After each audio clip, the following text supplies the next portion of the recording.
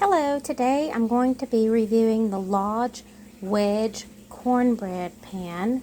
Okay, and I've taken some oil, I put it on this brush, and of course I've preheated this to 350 first.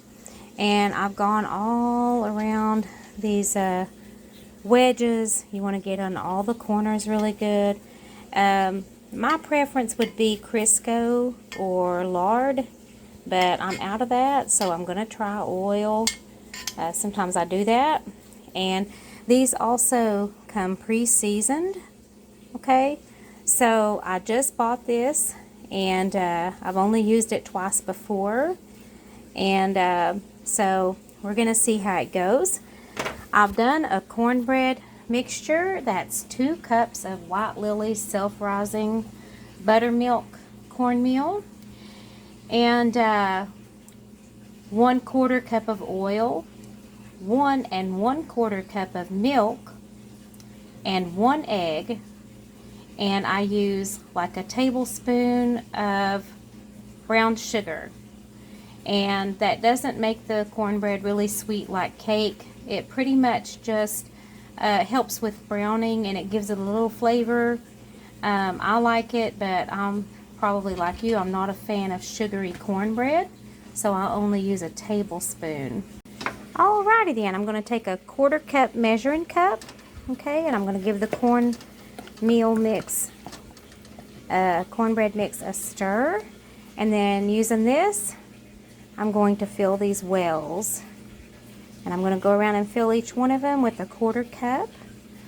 Alright, and now that the oven has preheated to 350, completely preheated, I'm going to put this wedge pan full of cornbread mix in there, and I'm going to see how we do.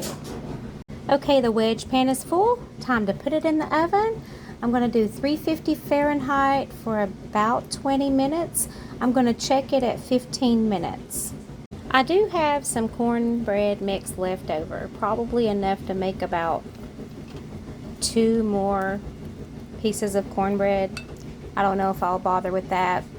Also, the wells might get too full if you use a full 1/4 cup. So go a little shy of that, maybe about right there, okay, with your cornmeal mix, because if you fill your wells, if you overfill them, the cornbread will come up over the top and possibly cause problems with removal. I might have that problem this time because they were kind of full when I put the cornbread in, so we'll just see what happens. The main thing that I'm looking at is the cornbread gonna stick? Like I said, I usually use lard or Crisco. This time I used oil. Just want to see what happens. Okay, just doing a little check on my cornbread here. Let's see what we have there. It's getting firm. It's getting pretty firm now. I think it's almost done. I think it maybe needs another 5-10 minutes. I'll check it again in 5.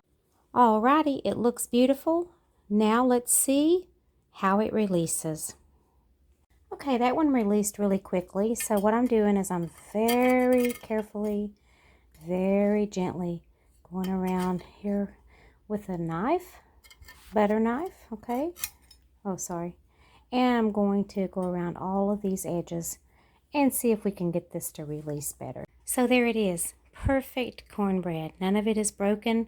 The oil did pretty good, but as you can see, there was a little bit of sticking. So I highly recommend lard or Crisco. Okay, now how am I going to get this out? Okay, if you're a person that thinks that you have to wash everything with soap and water, iron cookware is not for you, because there is a way to care for iron cookware, and it is not soap and water. Matter of fact, you want to take some oil and a little bit of salt, or some lard or Crisco and just a little bit of salt, and you can clean your iron cookware that way, and then take a dry cloth and remove all debris. okay? And every so often you have to re-season your iron cookware. So make sure you understand all of the ins and outs of caring for iron cookware before you purchase it, because it is expensive and you won't be happy if you ruin it or cause it to rust or whatever, which all of that can be corrected too usually, but it's better just to prevent it to start with. But iron cookware is great. And if you know how to care for it, it will last hundreds of years. It will outlive you. So anyway, I hope you enjoyed this review of the Lodge Wedge Cornbread Pan. And I hope you try this recipe. Again, it was, let's see, 2 cups of white lily buttermilk cornmeal mix, 1/4 cup of oil, 1 egg, 1 1/4 cups of milk, and 1 tablespoon of brown sugar. Again, I thank you for watching and have a great day. Bye-bye. One more thing. I have this plate that has a raised lip on it, and I have these sitting up so that there's some air, that the air can circulate underneath them so that moisture doesn't accumulate on the bottom of the cornbread and cause it to become crumbly. You can also use, it's like a grate, and it helps you to bake cakes and things like that, something that you would put cupcakes or cakes or whatever on. I can't think of the name of it, but anyway, if you will just create a way to let your cornbread air out while it cools down, that would be better for the cornbread. Also, you want it to completely cool before you seal it up in like a Ziploc or anything like that. If you put it in there warm, it will sweat and it will make a mess. So that's another little side note. You can also crumple aluminum foil and set it on top of crumpled aluminum foil, and that will allow the air to circulate around the cornbread while it cools down as well. Again, thank you and bye-bye.